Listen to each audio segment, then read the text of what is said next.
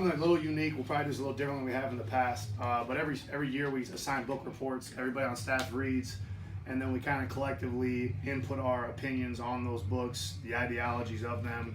But we wanted to evaluate our plyometric program from the summertime. We always spend a lot of time evaluating our programs, so we really wanted to dive into getting, making sure that our plyometric program was just the best it could be, and there was nothing we were missing there. So everybody read a book based on plyometrics, just more or less the main pillars of our plyo books that we kind of hear about in our industry. So everybody on staff read a book. So pretty much what we're going to do is we're going to discuss plyometrics in this episode, but we're going to do it also by discussing these 7 different books and their ideas about the plyos and kind of how it relates maybe to our program, some things that will change, some things that we'll do. So very cool episode that hopefully by the time you leave here, you'll get a good idea what 7 of the top plyometric books or power output books out there are talking about. So very cool stuff. So our 7 books, we're going to talk about applied principles of optimal power development, special strength training, plyometric training, super training, and the super training is just the plyometric portion, right, Coach? So that's just the plyometric portion of super training. Obviously, it's a huge book. High-powered plyometrics, jumping into plyometrics, and triphasic training, which everyone's very familiar with, and kind of how that rolls in with plyos as well. So let's just kind of start off by giving a summary of our books and really just the main takeaways that you guys took away from them, and I'm sure that'll kind of lead us into discussion. So I guess probably the best place to start is with the power development book. So it's not necessarily, and that was by Max Schmarza. Did I say that right? Schmarza. Max Schmarza, and that's the Strong by Science guy that we all follow on Instagram. But all in all, a very good book, not necessarily about plyometrics, but power development in general. So just some very good ideas that I took from that, and or just things I think everyone needs to know about. So first off, the first thing that I liked that he talked about in the beginning was he referred to a study of a rugby team, and the team was split into 2, and the only difference between the 2 was that one had a accelerometer reading and one didn't. So obviously the group that had an accelerometer, there was an intent for speed. They knew that they were jumping, and there was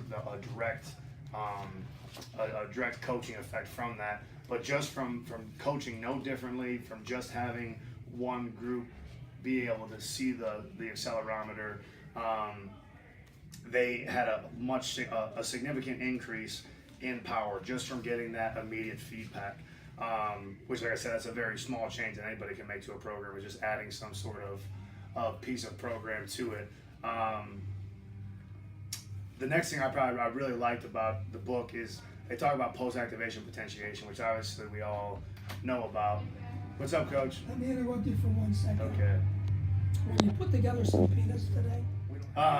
Okay. So, anyways, post-activation potentiation, which is a neuromuscular activation concept. So, I mean, more or less, it's priming the muscles and making sure that we're from activation patterns and motor unit activations, they're just ready to do what they need to do.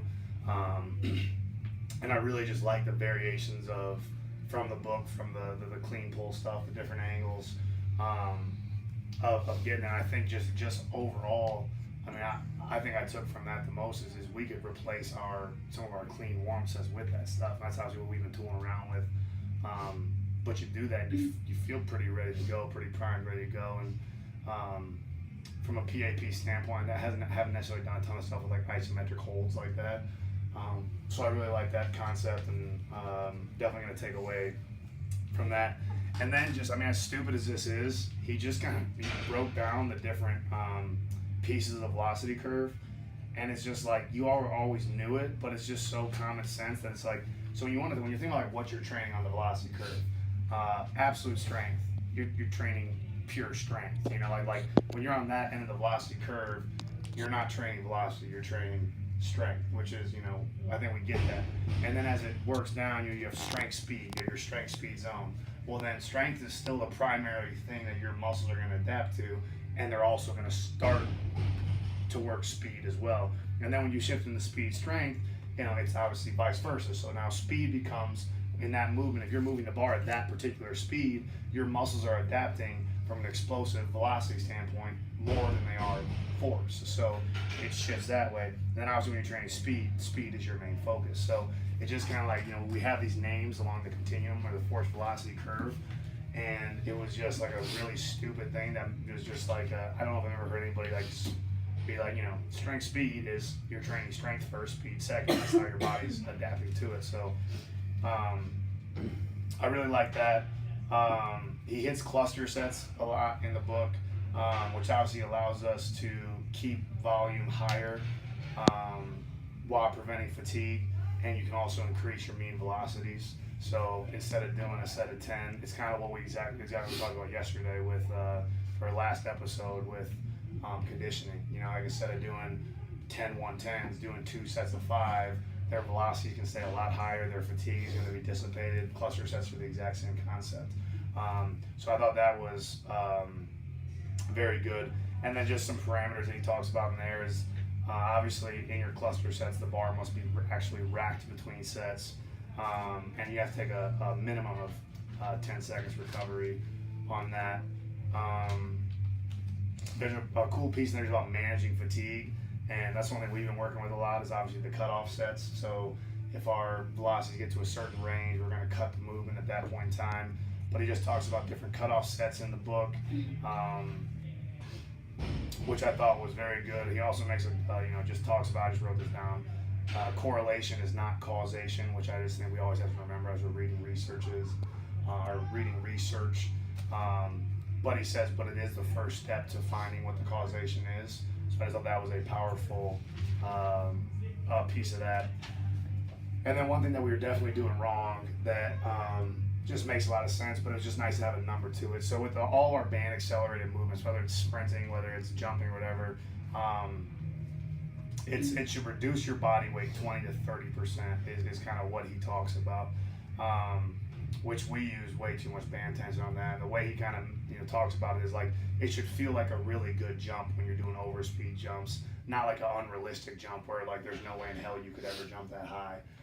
So that was definitely a big thing that I think that we need to watch. Now obviously the reason why you do overspeed stuff is we need to train all pieces of the velocity curve.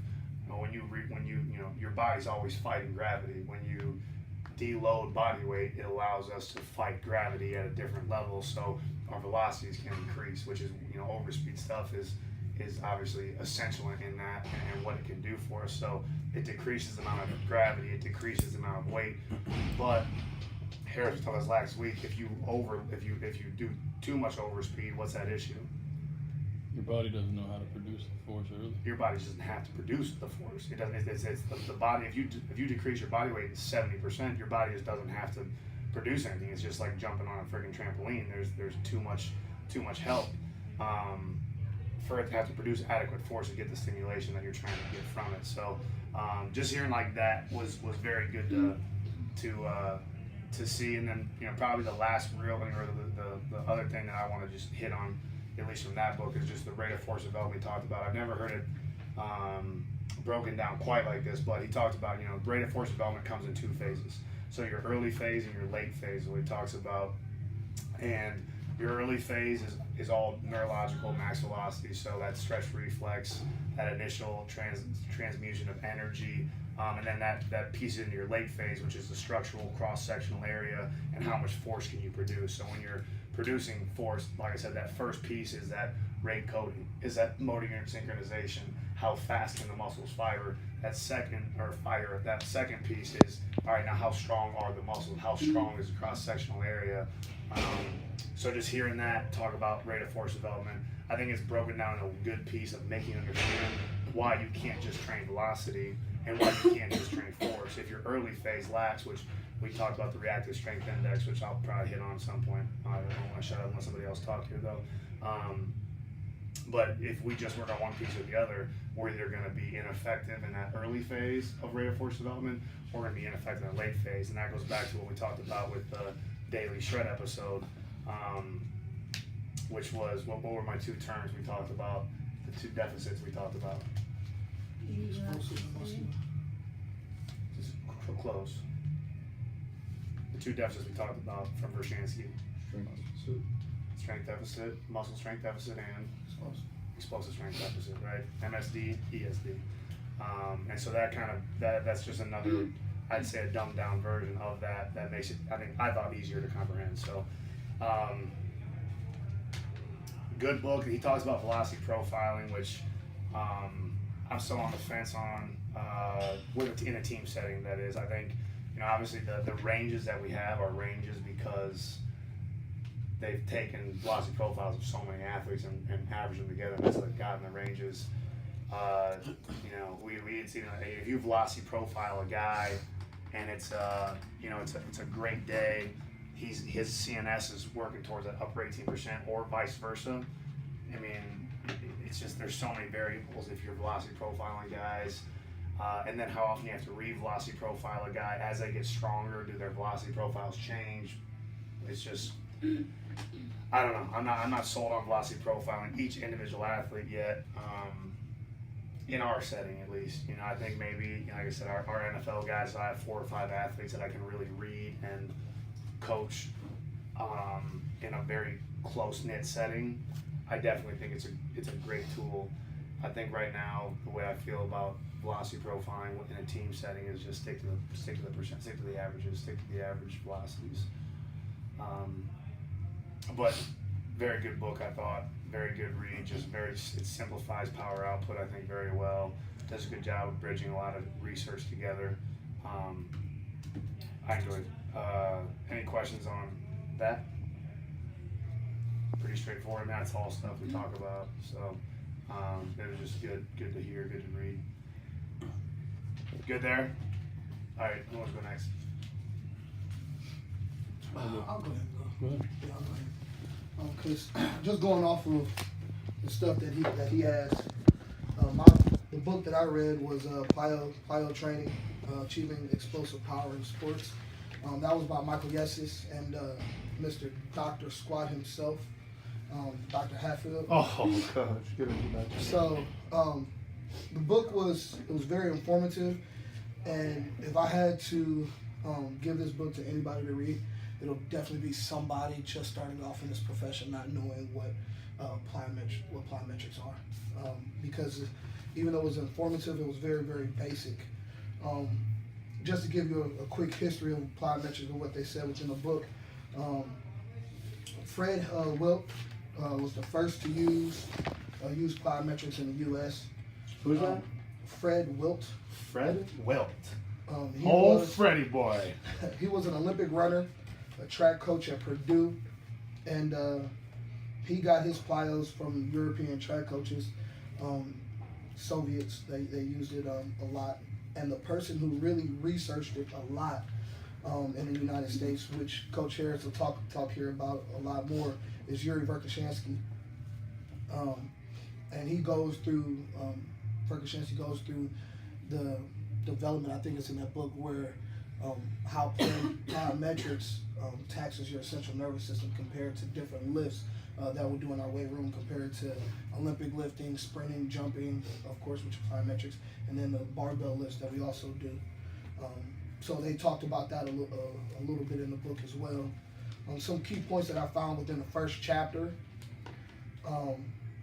that we can just all just take in consideration is almost all sports. Strength is definitely important, but speed and explosion are even more important. Speed is everything you do. Ground contact time when it comes to running is at 0.1 second. Jumping is at 0.2 seconds. And then when we're going into it, like the sport movement is executed in much less time than it takes for the muscles to develop a maximal contraction. Usually anywhere from 60 to 80% of your absolute strength and sport skill or during. And only reason I pointed that out is because whenever we're lifting, that 60 to 80% when we're doing our speed work, when we're using our tendos, that's what we're using. That's the percentages, that's the intensities that we're at. It was just kind of That's what it said. You in sports, you only use about 68% of 60 to 80% just for the time to rate of force development. Exactly. That's and I thought that was kind of sweet how they put everything together from what we do in the weight room compared to what we're doing plyometric wise or on the field. Also, it can be said, I wrote this down because I like this quote. It can be said that weightlifters are the fastest athletes in the world because of their explosiveness. If you place a world-class lifter next to a world-class sprinter in the blocks, the weightlifter will usually beat the sprinter for the first 5 to 10 yards because of their explosiveness, because of the fact that they can develop so much force and power in a short period of time. Was that, I don't know if you remember this or not, was that point one for you said ground contact time for running, was that, I'm assuming, max velocity? That's max velocity. And your jumping was your just repetitive going back and forth. So jumping was 0.2, running was 0.1. And just to go back, and I also wrote this down with the results that they said that they got from their plyometric training, which kind of correlated to the stuff that we did this summer with our max speed stuff and the stuff that we've tested. In a 10-yard dash, you usually have improvements of about 0.1 second. In a 20-yard dash, you usually have improvements from 0.1 to 0.2 seconds. In a 40-yard dash, you usually have anywhere from 0.1 to 0.4, and your vertical increase is anywhere from 1 to 5 inches. Just by incorporating plyometrics into your training program. So it's a very general statement. Yeah. Also, like I said, this book is very, very not very basic, but very good for someone starting off in the field. So just going over different strengths, because it did say strength was important. Strength I think I said in a previous episode that strength is the precursor to everything that we do in the weight room. So going over how they classify their never a weakness. Strength is never a weakness. I have the shirt on too. But just going over what they classify or the definitions that they have in the book. When you're going through explosiveness, that definition is the ability to keep the initial explosion over a distance against resistance. Absolute strength, maximum strength represented to the force you can produce. Your starting strength is the ability to instantaneously recruit as many muscle fibers as possible. Strength is, and just to know that strength is referred to as the force that you can produce, and then so you have relative strength with it, which is relative to your body weight. Your strength endurance is max effort force with no appreciable dimensions of your force. And then your speed strength, and it said just within the book, quote for quote, Russians called it the next step. And I thought that was kind of cool that they looked at speed strength as that next step to get them to the next level. Kind of the same thing that we talk about with everything that we do here. That's what makes us different from everybody else. The fact that we train maximum, but we also have, we also use a velocity base within our programs and on our plyometrics to give us that edge. And the Russians called it the next step. And once again, we call it power or explosiveness.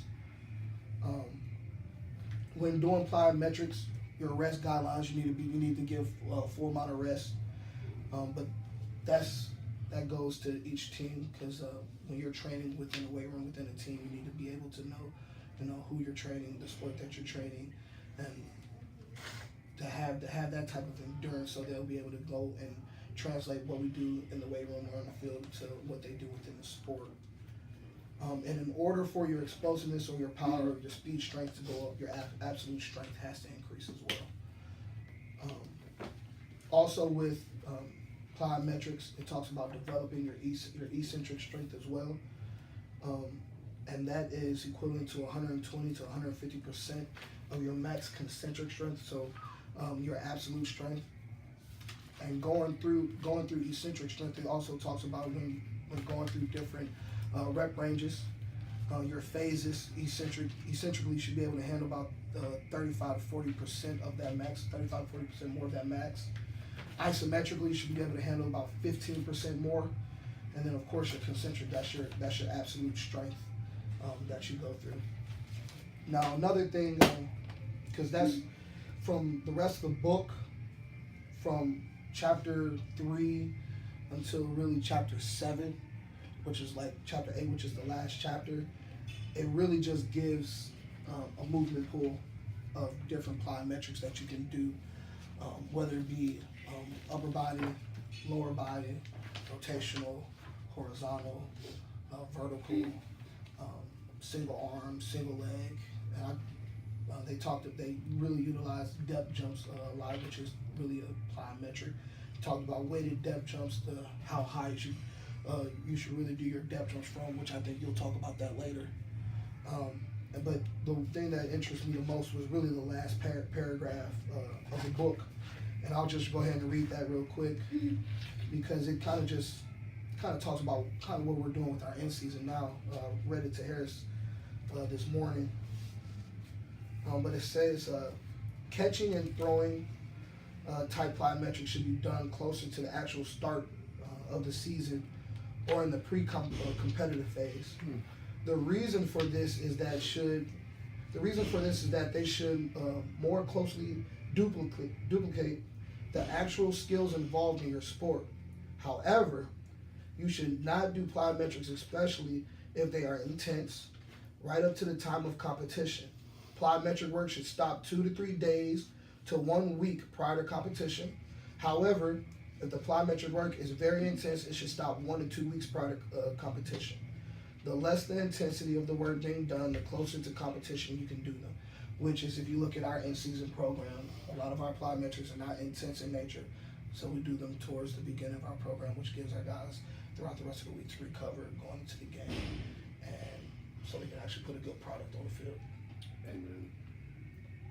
So that's any questions about the book, because I have the PDF file, and I think it's a book that everybody should read, especially interns, when it comes to actually knowing about plyometric and developing strength and absolute strength to actually be ready to do plyometrics. They give a standard in there about what Lisa says is like squat times 2 times your body weight. 2.5. It says 2.5. It says 2.5, and the upper body was 2. Yeah, I think mine was. I mean, I always just say 2. Yeah. 2 is what I agree with at least. So he says 2.0 to 2.5 times body weight to do plyos. Yeah.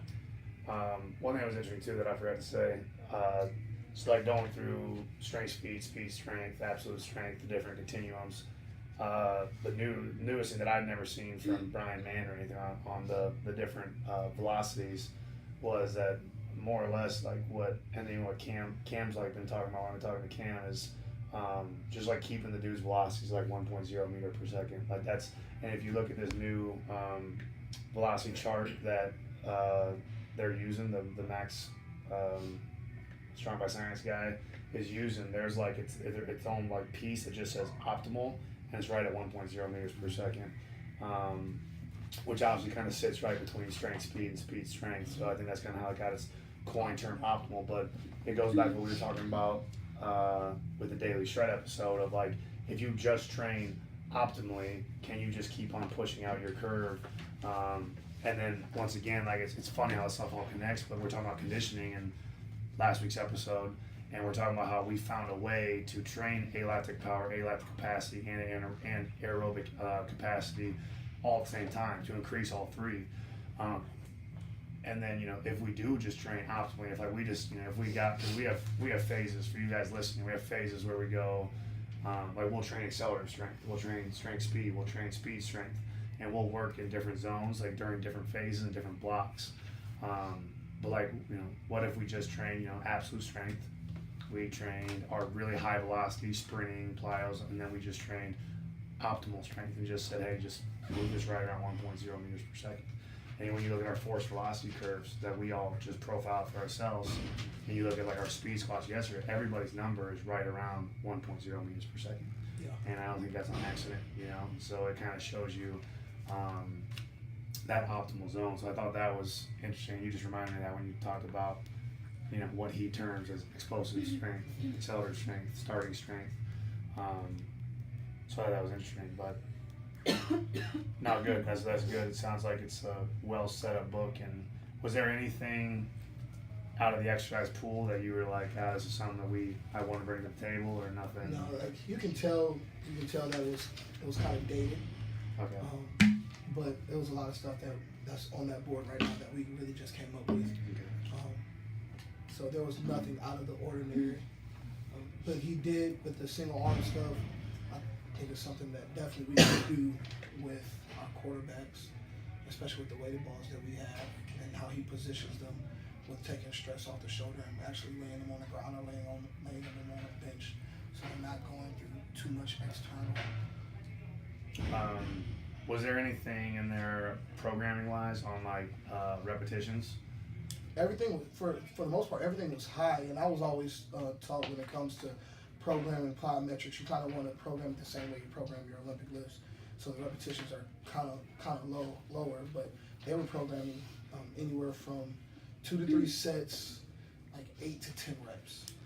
I mean, it depends on intensity. And obviously, Well, I've always programmed off foot contacts, and then as my foot contacts are always much higher for lower intensity. So line hops, 6-inch box speed jumps, scissor switch. I mean, those things we're gonna do like 120 reps is what I've always coined as like that's the top end of whatever I'm gonna do, and that's very low. And within this book, they kind of classified that more as like just jumping. Right, jump roping, whatever I'm gonna do. Yeah.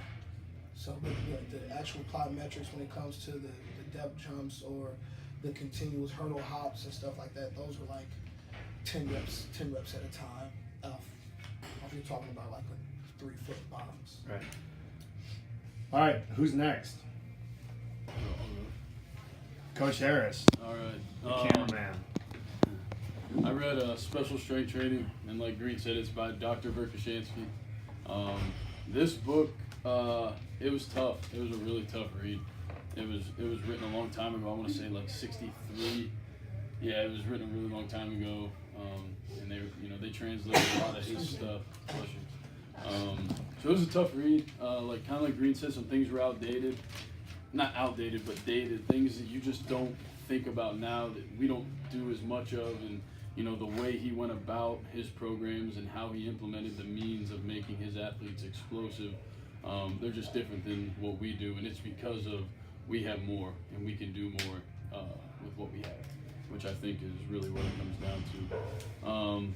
So just to kind of give you an idea and the very basics of it, he talks about increasing motor potential, which then allows you, he separates it. There's motor potential, and then there's your task or your skill.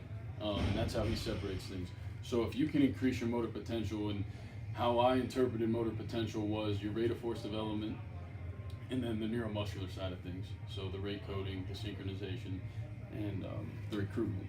And then if we can do that, if we can make that better, if we can improve our athlete on this side, that's going to carry over to his skill. So if he's a sprinter, if we improved his motor potential, we can improve his sprinting. You know what I mean? And then that becomes more efficient. And my thing was, I'm sitting here last night kind of picking apart and doing some research and finding some outside sources on this book. And I just started thinking about, can that reverse? Does that work in a circle? So if I improve the motor potential, that's going to improve his skill. If I improve his skill, will that come back and help improve the motor potential? That's kind of open to debate. I just wanted to ask. I asked Coach Campbell, got his opinion. Want to see what you guys thought about that. I don't have an answer.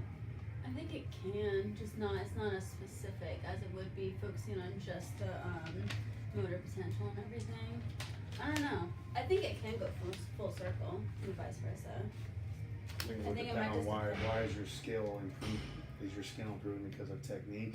Are you getting more explosive? It would depend on I would say the variable of what you're improving in the skill itself. It's kind of like we talked about with conditioning stuff that they found in aerobic sprinters or aerobic marathon runners, that their VO2 maxes actually went down the more elite they got because their running technique got better, so their overall exertion was decreased, so their body didn't have to use as much oxygen, so their VO2 max, who you'd think would just continue to rise and rise, they got better. The VO2 maxes actually went down as they got better at running long distance because they used less movement. So I think it would depend on what the variable was. That was just curious. Just thought I had. So going off of that, so that's just kind of where that's how he splits it. You know, we're gonna make sure that whatever we're doing underneath the stairwell is gonna help us outside when we're jumping, sprinting, when it comes to that. And the big thing I had to think about when reading this book was a lot of this stuff is geared toward track and very, very, very elite athletes. Like I'm talking your state-sponsored athletes over there. They were fed, they slept in the dorms. That was their life. Like they didn't have a choice. You were here, and we're gonna control every variable we can. And that obviously they're pretty much ready to train all the time. It's not like here where there's extra stuff going on. You sleep at home, driving around, driving to the gym. They were there. It was there. So then he goes into once again. I mean, this stuff. It's cool kind of to go back, and this guy's talking about max strength, high speed strength, explosive strength, starting strength, and reactive ability. So I mean, it was cool to read a book from that long ago, and he's talking about the force velocity curve, and it's pretty cool to come back and see what people have taken from him, you know, from Louis all the way to what the guys that Coach Sleeve's book was written by, what those guys are doing with the curve now, and what we're doing with it now. But he goes in and he talks about every part of the curve and how he trains them. Obviously, it's similar. It's everything we talk about. There's nothing groundbreaking with what he's talking about here. One method that I thought was cool, and we all talk about it, was the shock method, the term plyometric, and how he separates plyometric. He separates plyometric and jumping. So plyos, there has to be a rapid eccentric motion before, so the stretch shortening cycle, and then jumping is your single, whether it's a broad jump or a box jump, things like that. That would be considered. That's how he kind of separated it. Those were jumping movements or jump training. So the shock method, just real quick, for anyone listening or you guys, just a refresher, it's when we build up that kinetic energy from the muscle stretch, and that's from your falling body. So you got to think the shock method was a depth drop. So it's the acceleration of your body hitting the ground. You get a gigantic stretch reflex from your body going, holy shit, what do I got to do with all this energy? Sorry. And then, bam, you're reversing that muscle action as fast as you can and jumping up. And a cool note was it forces the body to mobilize innate motor resources, or the neuromuscular apparatus that we talk about. I thought that was a cool way to put it. The innate motor resources is just something we don't think about. This is all neuromuscularly based, and it's why we do these things that we do. So cool. Kind of talks about that. I liked how he broke it up in the difference: jump training, plyometric, the plyos having a violent eccentric. Some other things I took away from the book were how the methods he used. He was really big on cluster sets, huge on cluster sets. I'm talking some of these programs were ridiculous to us just because of, like I said, these guys were state sponsored. The variables were controlled; they could handle it. But I'm talking, you'd hit a heavy barbell squat at 90 to 93% for 3 reps, and then you'd go do depth drops at 1 meter for 10 reps. There was recovery between each, and then you'd wait 8 to 10 minutes in between the series, and there'd be however many series there would be, depending on 3 series, 4 series. Why 8 to 10 minutes? That was his typical rest period. Okay, we'll just use your head. Why 8 to 10 minutes? For recovery, it's a max of What's recovery? the nerves. What do we say it takes? Why wait that long? What takes that long to resynthesize? ATP. So that was cool. And then he has complex methods, which is something I think we can implement, which we do here, and we do it a little bit on our Wednesdays. Just it's differently. So we do pretty much high velocity movements back to back, and then he kind of talks about his complex methods being a heavy squat into a 30 to 40% squat jump. So it's the PAP effect there, like we've been talking about. And then something else that comes with the PAP, the second exercise you do is always the one that's going to get more benefit from the first one. So if you do your heavy squat at 90, 93%, and then you go to a box jump, it's the box jump that's going to get the more benefit. PAP, bro. Sure.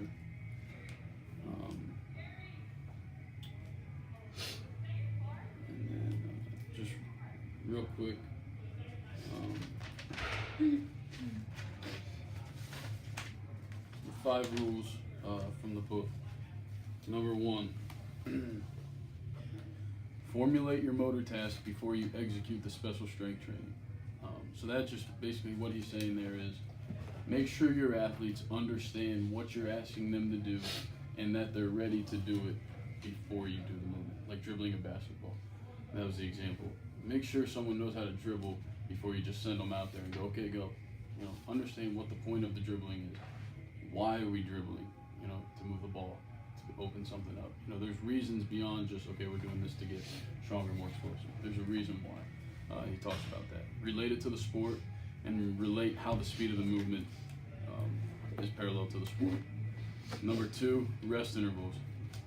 Your rest periods determine everything. That's going to give you your benefits. So if you're running around and you have guys going, you know, depth drops in the back squats and this and that, and they're not getting recovery, you're pointless. You're blowing them up for no reason. Energy systems, bro. Yeah, it's exactly what it says. Rest period determine the metabolic pathways. And he's big on light activity and active rest too. So, you know, hopping, you know, just some light running around, and then the shaking of the muscles he talks about. Use special strength training in your organized training program. So he isolates this from everything else in his training program. It is either he's doing special strength training, so his specific, what he's trying to accomplish, so the depth drops, the complex methods I was talking about with the squats and the jumping. That is a specific part of his. He doesn't do anything else on that day.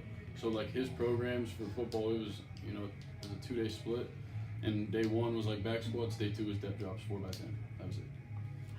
Number 4. Dude, that's crazy. Like that's 4x10. 4x10. Depth. At 1 meter. So like Coach Green didn't get into it, but 1.1 meters was the highest he ever recommended anyone go. 1 meter, 4x10. And his depth drop, they're jumping out of it. Yeah, it's an overload. You said 4x10. So and did he ever talk about his rest intervals between like the reps? It was just jump, get up, jump, get up, jump, get up, jump, get up, jump, get up, jump, get up, jump, get up, jump, get up, jump, get up. That was 10. And then you rest 8 Or there could have been like a 2 to, or like a 3 to 4 or 4 to 6 where his rest ranges in between reps. I don't know if it was between the depth drops or just his strength or jumping movements. It's crazy. And then obviously they do that set of 10 and you're gassed and then you take full recovery, it takes 10 minutes. Yeah, and go. And that was the only movement on day 2. So your back squat was 93%, 2 to 3 sets, 2 to 3 reps, boom. And then that was the 4th day. This was really cool. I thought this was something that we can all remember. Save your most effective exercises for late in the training cycles. So. Hey, we don't need to do this right now. He's a child. He doesn't need that. So, like, basically, he's talking about, you know, if your athletes come in, and most of the time we get athletes that are going to adapt pretty well to everything we do. You know, they're pretty novice, except maybe, let's say, 2 or 3 years down the road once they've been in our program for X amount of time. But he's talking about save your most effective means and methods for later in your training cycle. You know, don't Blow your load. Man, I didn't want to say it. That's exactly what I'm thinking. I was thinking of something else I could say.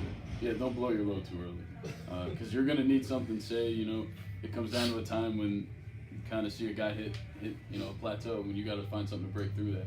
Well, you know, now you can reach in your toolbox and grab something like this, or some cluster sets, complex with jumps that could help push that. And then increase the specificity, the stimulus very gradually. And he kind of gave his example of how he would progress it: unweighted bounds to barbell squats, to barbell and kettlebell jumps. So barbell squats would be you're increasing your force, so the force aspect of the power equation.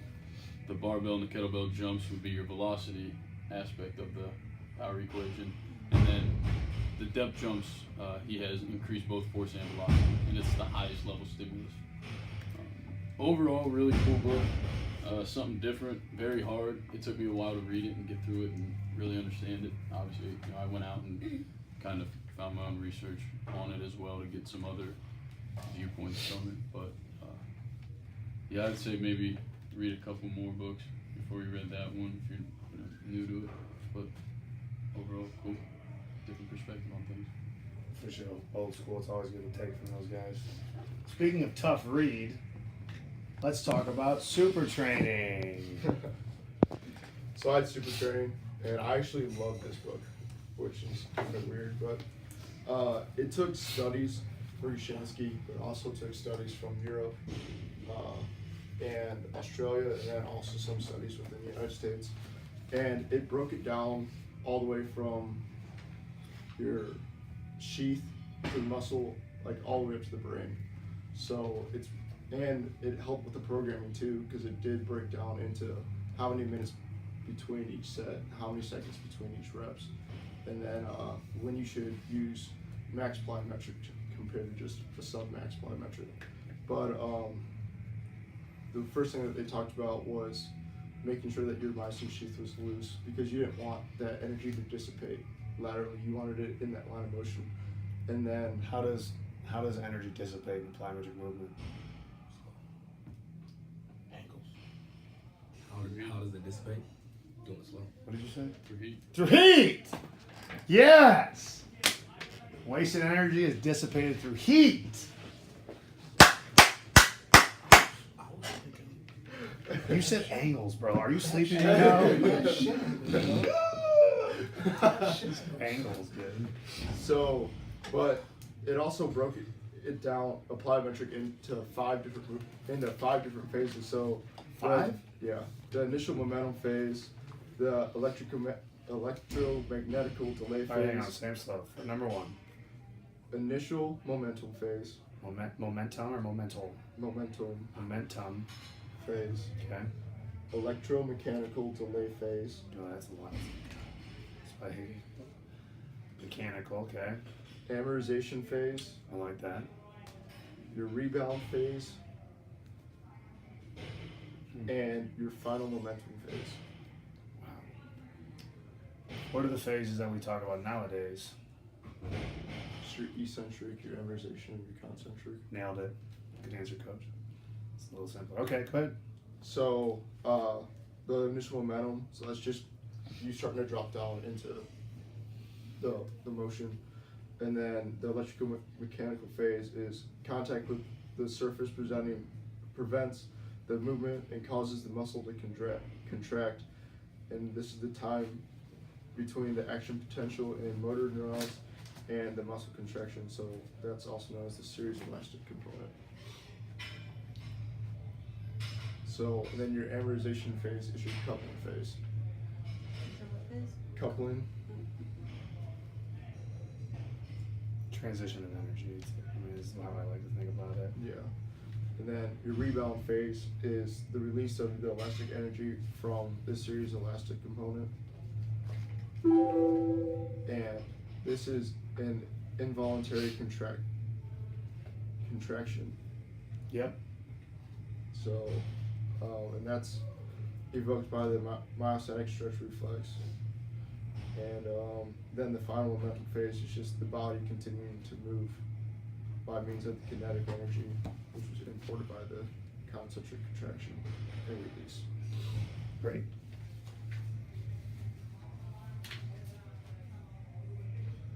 So then it goes down into fast twitch guys versus slow twitch guys. So fast twitch may have shorter eccentric motion, but they can produce the maximum amount of power, whereas slow twitch guy may have to go deeper into their eccentric to get their full maximal contraction. So they would rely more on force, whereas fast guys rely more on elasticity. Yeah. Pretty cool, right? Yep. So then it goes into decay and delay, kind of like a force velocity curve. So the percent of decay over the delay. So the higher you go with decay, the more delay it is in time of second. So it goes into tonic versus phasic, so a static versus a dynamic movement. Does he talk about a number in there of during the amortization phase of if you don't transition fast enough, at what point you start dissipating energy? Is there like a So he gave 0.15. 0.15? So he said anything slower than 0.15 was just like doing a regular jump. Okay. That's And he said visually what 0.15 seconds would look like is you touching a hot surface and pulling your hand back. So that's how fast that movement is. So energy is dissipated if time is greater than 0.15. Very cool. So then they break the plyos down into impact and non-impact. So your impact would be like your depth jumps. So rebounding, which is stimulated by contact with the surface or an object. And then you have non-impact, which recoil is mandated by eccentric action of the muscle. And then that produces a movement that are not determined by a surface. So from that you have your max, your submax, and your non-plyos. So your max is 2 to 4 max reps, and that's 10 to 12 minutes in between per rep. So like you may do like 3 sets of 1, 2 by 2. So you're taking 10 to 12 minutes between each set. Each set? Yeah. So then you have your submax, which goes into minimal contact time. So that's your depth jump, your rapid bounces, and your low skips. And those are just, we call it supplementary movements. And then non-plyos, which are like prep activities, so weights, and then jumps and throws. So then they start to get into physics. So force equals mass times acceleration.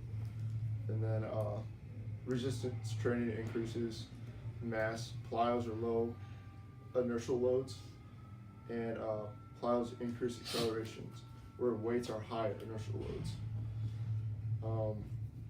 Low inertial training targets involuntary neuromuscular and CNS processes more strongly than high inertial loads, which has a greater effect on static strength development and muscle hypertrophy.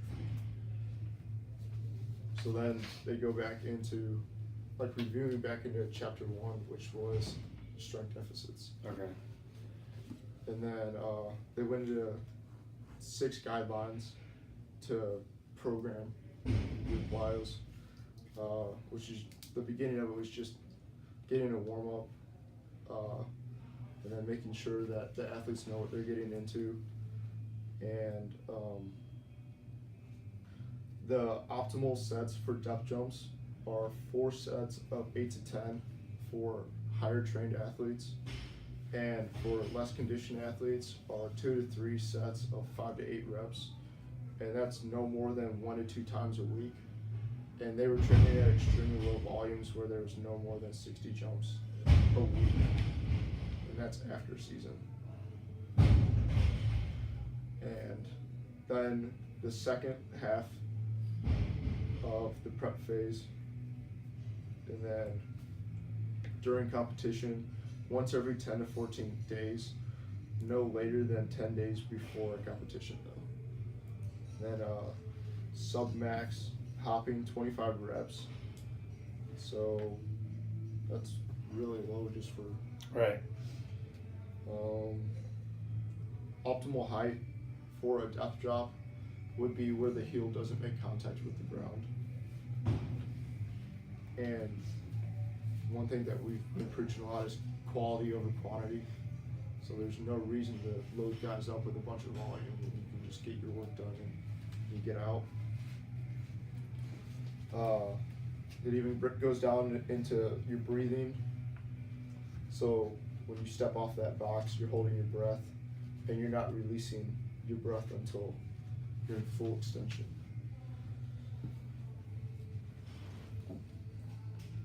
And then they go into the power equation, which is 21.693 times kilograms times the square root of the meters that you jump. Yeah. Which we applied to our athletes and their vertical jumps, and we broke it down by position and found that the guys that were the most powerful at their position were the starters. Did you see that? Which was cool to look at. And then they go and he did a study, there was a study on depth loading. So where you step off of a box and then land on like a blue mat. so a gymnastic mat, and they were at heights of 2 meters or more, and they went up to 3.2 meters, and the only problem was people were scared to jump off from that height, and they were experiencing 20 times their body weight at the bottom. So weight training, you can't do that, because try having 20 times. Right. Having to absorb 200. 20 times your body weight ever in a weight room.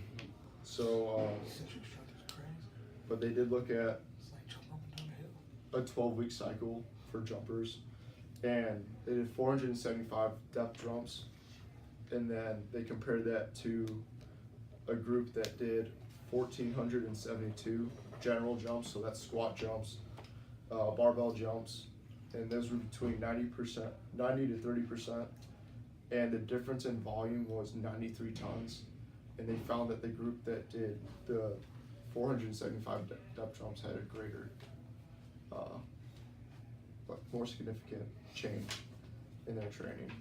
Good.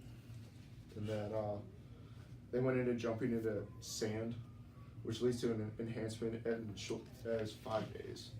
So So you just jumping in sand, you have a difference in vertical jump in 5 days.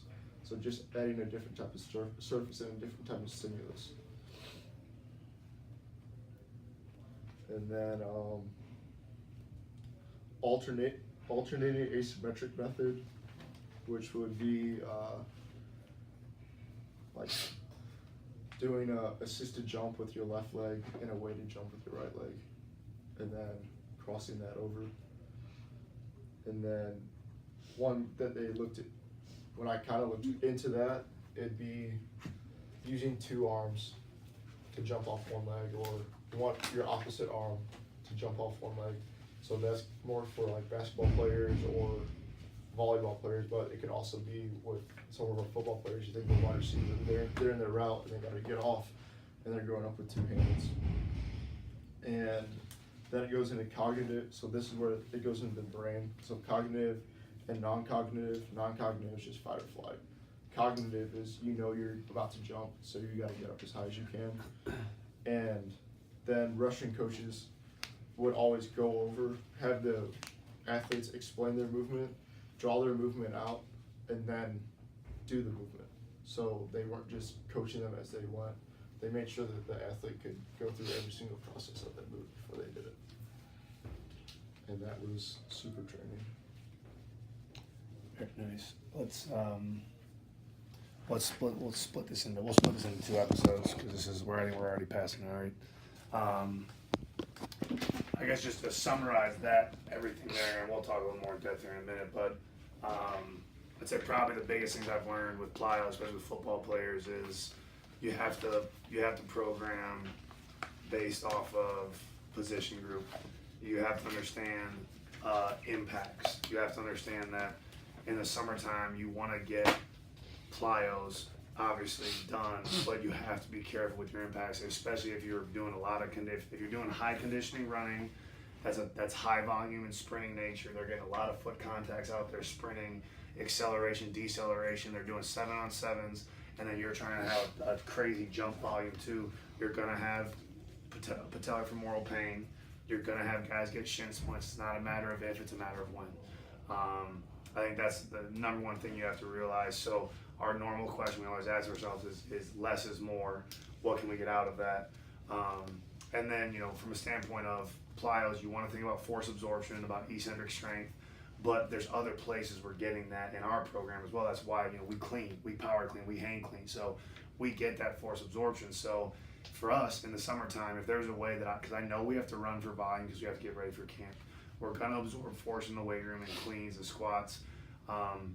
So if I can do low impact plyometrics, I want to do those with even our skill guys. So that's where you talk about like box jumps. Okay, well, box jumps, you know, if we do a depth jump onto a box, they just don't have to absorb that freaking giant load. You know, they can lay on the box at the height, at the peak of their jump. So the amount of force going through their joints is minimal compared to that. We'll do a lot of the launch pad stuff. So instead of doing a broad jump and landing on their feet, we'll have them land on their butts on a launch pad. Or so I just think that probably the biggest thing I've learned, I've had much more success with trying to minimize the impact of plyos. Now we still will go, we'll still have impact, like the hurdle hops, we'll still do those things, which are high impact, high intensity plyos, but you have to be careful in season, out of season, whatever it may be. Plyometrics can be very dangerous if done wrong, or if the volume is too high. You have to understand, like it's the cup we talked about yesterday. If you're pouring in high impact plyos, 10-110s, speed and agility drills, 7-on-7 work, like the thing is gonna overflow and you're gonna get a ton of overuse injuries. So you have to be super careful with that. I think when you can make plyometrics efficient but low impact, great. Obviously you have to be able to absorb force. You just have to be careful of how much you're teaching your guys to absorb force, and you have to pick and choose those moments. So that's something very big to consider. And then, like I said, your big boys, dude. Like I used to have our big guys do single leg broad jumps and stuff. So stupid. Like I wish I could go back 5 years and kick my own ass, because it's just irresponsible to have big boys doing. And they have to own their body weight, and I get that, but we don't have dudes that they have at LSU that can jump and absorb that kind of force, and it doesn't matter if they're LSU here, their body, they're 300 plus pounds. Like those dudes, you got to be careful with their impact. So as much as I want to keep the skills even low impact, I want to keep the bigs, like I don't want much impact at all ever doing plyometrics with them, because like I said, we're getting our force absorption in other places. I know that, so I don't need it in the hey, I'll call you right back. Okay. I don't need it right there. So kind of our concepts, that's very brief, obviously. You got 4 awesome freaking book reviews there. Those are, like I said, 4 of the biggest books in our industry that we kind of just snipped through in an hour. So hope you guys enjoyed it. Got a little piece of plyometrics. I'll do another episode where I really dive into what our plyometrics are. I think it's probably good to get a general idea of for some people what they are, different concepts. We got a really good old approach for some older books, some newer books. So a lot of different concepts there to mull over, and hopefully this stems to you guys wanting to find some more research on this stuff. And then we'll do another episode too where we dive into our actual plyometric program, how we set it up for football players, maybe how we change that for other athletes as well. So I hope you guys enjoyed the episode. We'll see you next week.